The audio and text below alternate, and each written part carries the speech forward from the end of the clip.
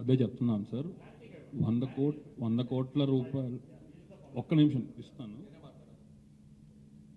Explain చేసి ఇస్తాను.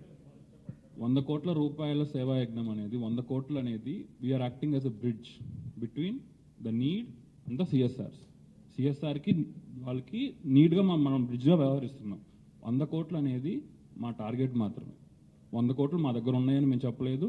And మీరు ఇప్పుడు వచ్చిన లెటర్ ప్రకారం దీనికి చాలా టైం పడుతుంది సార్. ఇప్పుడు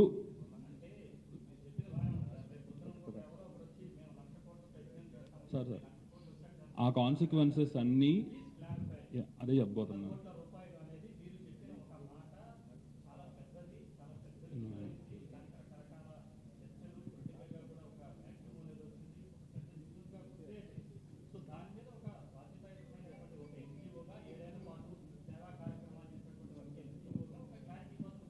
ఎస్ సార్, రాడికల్గా ఏం వెళ్ళమండి. దానికి మీరు చెప్పిన వాటి కాన్సిక్వెన్సెస్ అన్నీ సార్ అదే చెప్పబోతున్నాను సార్. చాలా రెస్పాన్సిబుల్గా నందమూరి తారక రామారావు గారికి గౌరవం ఇస్తూ, ఆయన మాట గౌరవం ఇస్తూనే మా ప్రాసెసింగ్ మీద ఉండబోతుందండి. ఎందుకంటే ఇవాళ చెప్పవి నెక్స్ట్ మంత్లో చేసే ప్రోగ్రామ్ కాదు ఇది. మేము పెట్టుకున్న టార్గెట్కి, మేము పెట్టుకున్న టైం ఫ్రేమ్కి there will be a due process. ఇక్కడి నుంచి తర్వాత అడుగులు ఎలా ఉంటాయి అనేది వీల్ టేక్ ఏ కాల్. చాలా రెస్పాన్సిబుల్గా, చాలా బాధ్యతాయుతంగా వ్యవహరిస్తాం. అంతేగాని ప్రతి రూపాయికి అకౌంటబిలిటీ ఉంటుంది. అలా అని చెప్పేసి ఎవరి మీద వెళ్ళి విరాళాలు తీసుకోవడం, ఇక్కడున్న ఫ్యాన్స్ అనే కాదు, లైవ్ ద్వారా వీక్షిస్తున్న అభిమానుల దగ్గరికి కానీ మీరు కనుక్కోండి, ఇప్పటి వరకు ₹1 విరాళం కూడా మేము అడగలేదు.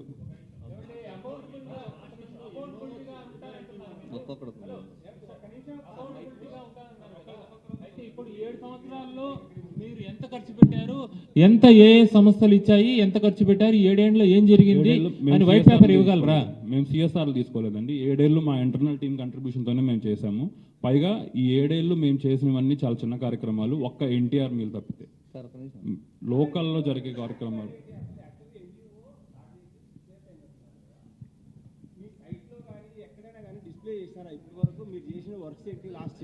సైట్లో మొత్తం 24 కార్యక్రమాలు. అసలు ఆ కార్యక్రమం అంటే ఏంటి, ఆ కార్యక్రమంలో ఏం చేసాం క్లియర్గా పెట్టాం.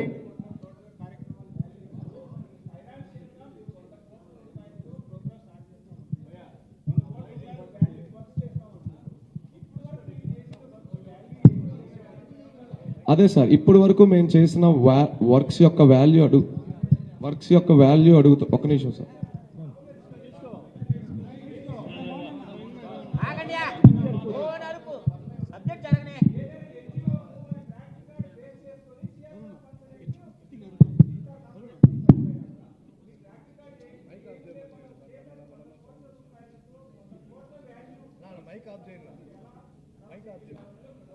ఇప్పటి వరకు మొత్తం సెల్ఫ్ ఫండెడే సార్. దీనికి ప్రాపర్ లెక్క అంటే చెప్పలేం. ఎందుకంటే ఒక అకౌంట్ ద్వారా కానీ, ఒక కరెంట్ అకౌంట్ ద్వారా కానీ ఏదైనా ఒక ట్రాన్సాక్షన్ జరిగిందంటే దాన్ని చెప్పగలం. మేము అన్నాం కదా సెల్ఫ్ ఫండెడ్. ఎన్టీఆర్ మీల్ విజయవాడలో జరుగుతుంది, ఎన్టీఆర్ మీల్ హైదరాబాద్లో జరుగుతుంది, ఎన్టీఆర్ మీల్ తమిళనాడులో జరుగుతుంది. ఎన్ని ఊర్లో 160 సెంటర్స్లో ఎవరి ఖర్చు వాళ్ళు మాత్రమే పెట్టుకున్నారు. మా ఇన్ఛార్జెస్ మేము ఎంచుకునే ఇన్ఛార్జెస్కి ఒక వృత్తి ఉంటుంది.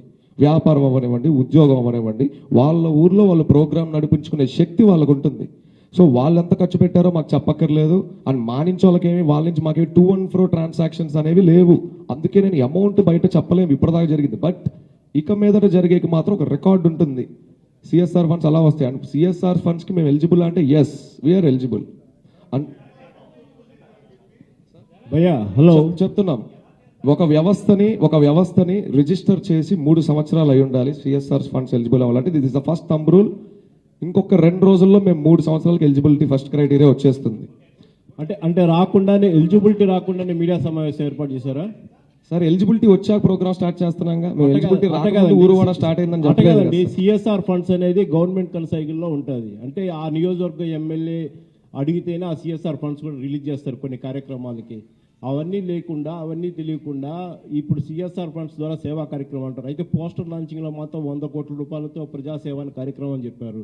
అది ఎంతవరకు, ఇప్పటి వరకు మీరు స్వతహాగా ఏదైనా ఫండ్స్ వేసుకున్నారా? ముందుగా మా జోబుల్లో నుంచి మాకు చాలా వేసుకున్నాం సార్. వేసుకోకుండా వ్యవస్థ ఇంత దూరం రాదు. అలానే మేము ఒక్కళ్ళం వేసుకున్నాం అని చెప్పాలా. రెండోది పోతే గవర్నమెంట్ అప్రూవల్ మాత్రమే ఉండాలంటాం రాంగ్ సార్. గవర్నమెంట్ని సీసీలో పెడతాం, కాపీ ఫస్ట్ థింగ్. రెండోది ఎన్జిఓస్ కి చాలా మేజర్ యాక్సెసెస్ ఉంటాయి ఈ కార్పొరేట్స్ తో. మీరు రికమెండ్ చేయొచ్చు కానీ ఫండ్స్ మీ చేతికి ఇవ్వాలని తెలియదా?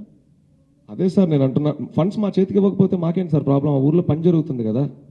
నేనేమంటున్నా అంటే నేను చెప్పేది సేవా కార్యక్రమం అంటే మీరు చేయాలి కదా అంటాను. అవును సార్, అది మేము చేసిన ప్రాసెస్ కదా సార్. రిపోర్ట్ తయారు చేసేది మేము గవర్నమెంట్ ప్రజలకు చేసేది సార్. గ్రౌండ్ లోకి వెళ్తుంది మేము, దాంట్లో మీకేం సంబంధం? గ్రౌండ్ లోకి వెళ్తుంది మేము. గవర్నమెంట్ ప్రజలకి సిఎస్ఆర్ ఫండ్స్ తో సేవ చేస్తుంది, దాంతో మీకేం పని? అక్కడే చెప్తున్నాను కదా సార్, మన ఆంధ్రప్రదేశ్ కేటాయించిన ఒక 4% సిఎస్ఆర్ ఫండ్స్ లో చాలా తక్కువ మొత్తం మాత్రమే రూరల్ డెవలప్మెంట్ మీద వెళ్తున్నాయి. మా మెయిన్ దృష్టి రూరల్ డెవలప్మెంట్, గ్రామీణాభివృద్ధి. మా మెయిన్ దృష్టి దీని మీదే ఉంటుంది. సో ఇక్కడ మేము వెళ్ళి ఒక రిపోర్ట్ తయారు చేసి ప్రతి ఊర్లో మా వాలంటీర్స్ని, మా టీంని ఎడ్యుకేట్ చేసి వాళ్ళకి చైతన్యవంతం చేసి, సార్ విలేజ్లో యుఎస్ పోలో షర్ట్ వేసుకునే రేంజ్కి వెళ్ళినాయి సార్ గ్రామాల వాళ్ళ. అలాంటిది మేము జేపీ గారిని కలిసాం సార్. ఇది చెప్పుకోవాలి, ఇది జయప్రకాష్ నారాయణ గారు కలిసాం సార్ ఈ ప్రోగ్రామ్కి సంబంధించి కొన్ని కీలకమైన నిర్ణయాల కోసం. సార్కి మొత్తం చెప్పిన తర్వాత ఆయన ఒక మాట అడిగారు మమ్మల్ని, నాకు ఒక మాట ఇవ్వాలి మీరు, నేను దీనికి ఏదన్నా మీ ఐడియాకి మీ చిన్న వయసు ఒక డెవలప్ మాట ఇవ్వాలన్నా. ప్రజల్ని ఎప్పుడూ సోమరబోతులు చేయకండి. ఈ ప్రోగ్రాం ద్వారా ఊర్లో ఎవరి మరుగుదొడ్డి వాడికి ఎలా కడుక్కోవాలో నేర్పించండి. మేము వెళ్ళి మీ మరుగుదొడ్లు కడుగుతామని ఎవ్వరికి చెప్పకండి. ఒక రాజకీయ పార్టీ అయినా ఒక సేవా సంస్థ అయినా ఈ 2 రూల్స్ని గుర్తుపెట్టుకుంటే ఖచ్చితంగా మీరు ప్రజలకు మంచి చేస్తారంటే.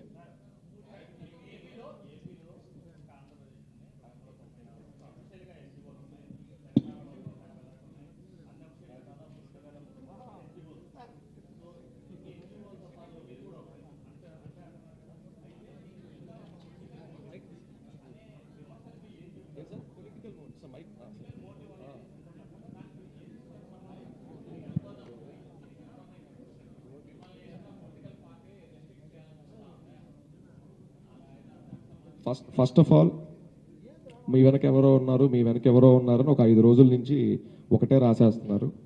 మా వెనకాల నిజంగా ఎవరూ లేరు. ఆయన మీద ఒక ఎమోషన్ ఉంది. రామారావు కూడా ఉన్నారని కాదు ఇక్కడ తర్వాత. రామారావు గారు అసలు మా వెనకాల ఎందుకు ఉంటారు సార్? ఆయన మీద ప్రేమ మట్టుకే ఉంది. ఎందుకంటే మేము చేస్తుంది ఆయన కోసం కాబట్టి, ప్రజల మంచి కోసం కాబట్టి.